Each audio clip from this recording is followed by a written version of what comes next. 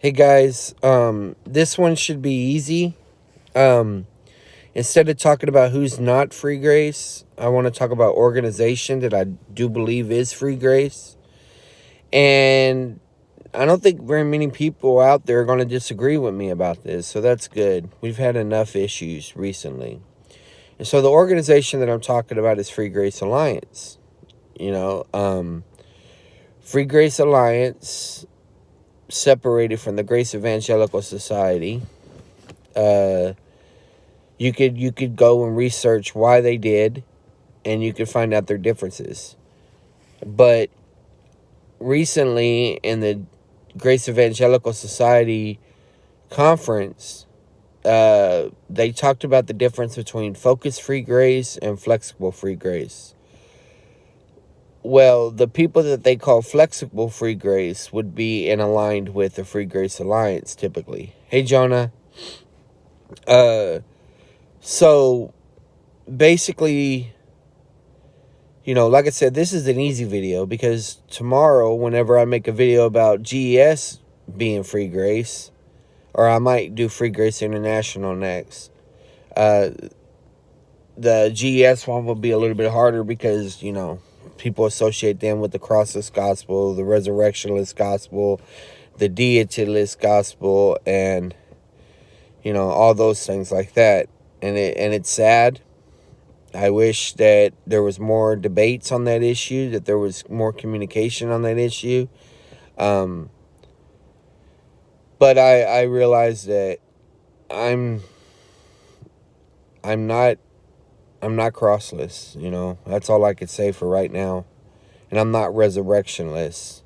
So, but I'm not against GES. So maybe y'all are saying I'm a hypocrite. Maybe y'all feel like I'm not going after them. All I can say is there's so many moving pieces, and when you interpret one particular passage one way, it has implications all throughout the Bible.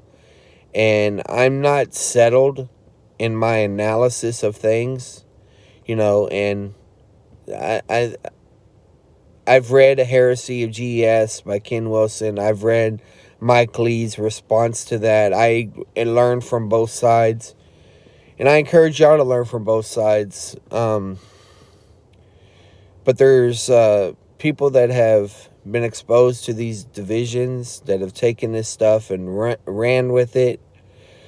And they're pronouncing anathemas on people. And, the issue with an anathema is technically in a lot of the passages where the anathemas are mentioned, it's not talking about, you're damned to hell. It's you're underneath the divine discipline of God.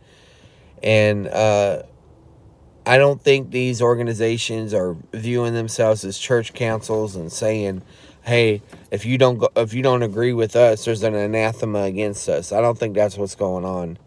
But there's some good people out there.